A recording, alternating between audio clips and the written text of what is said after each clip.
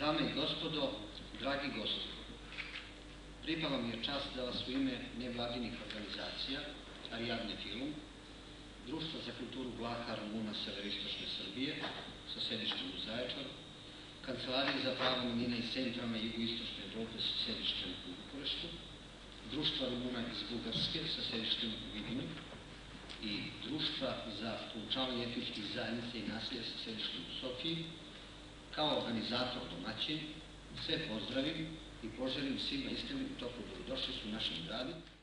Želim da vas pozdravim u ime Saveznog ministarstva nacionalnih i etničkih zajednica i u ime Saveznog ministra gospodina Rasima Ljajića. Doamnelor și domnilor, permiteți-mi să vă mulțumesc în numele domnului ministru al informațiilor publice Vasile Demcu pentru invitația care a fost adresată de a participa la acest simpozion. Din păcate nu a putut fi prezent aici, din punct de vedere fizic, dacă vreți, dar este alături de domniile voastre, cu sufletul și cu acțiunile pe care Ministerul le întreprinde pentru sprijinirea românilor de pretutindeni. Ću da kažem nekoliko reči. Kao potpredsjednik udruženje Vlaha iz Rumunije, Societatea de Cultură Marcelo Română de la București. Ću da kažem, ovo je najstaro udruženje Vlasima u Balkanu. Počeo je u 1860 godina u Bukurešti. I ona je i danas kao udruženje Vlasima u Balkanu. Îmi cer scuze, vorbesc doar engleză, franceză, spaniolă, moldovenească, română și înțeleg și engleșește.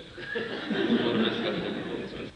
Уважаеми колеги, уважаеми гости, най-напред искам да благодаря на организаторите за възможността четиримата колеги в България да представим нашите наблюдения и нашите изследвания върху властите в България.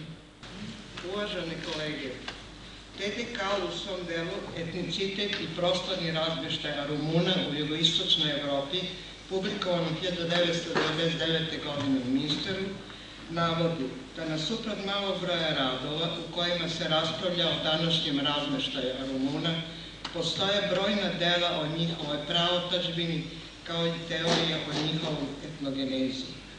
To je dosta dug popis autora Rumuna, Grka i drugih, među kojima poneki prisvajaju Rumune, ne samo sadašnje, već i ondašnje, kao deo njihovog naroda.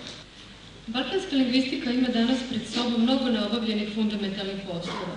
Jedno od njih je svakako istraživanje severistočne Srbije, koje se često skraćeno naziva Homolje ili kako je to usvojeno u rumunskoj lingvistici i etnologiji Timočka oblast Valja Timokuloj. Stanovništvo ove oblasti etnički i jezički je heterogeno.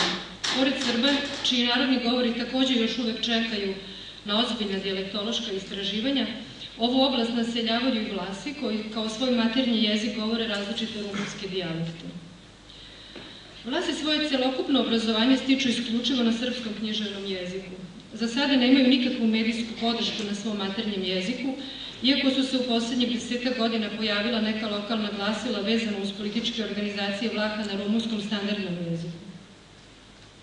Pristup rumunskom standardnom jeziku omogućen je u posljednje vreme brojnim visoko obrazovanim Vlasima koji su svoje univerzitetsko obrazovanje stekli u Rumuniji. Problem pismenosti Vlaha komplikovan je činjenicom da Vlasi, obrazovani u lokalnoj sredini i na jugoslovenskim univerzitetima, sasvim individualno koriste ćirilicu ili različite adaptirane latinične azbuke da bi zapisali svoj maternji dijalekt.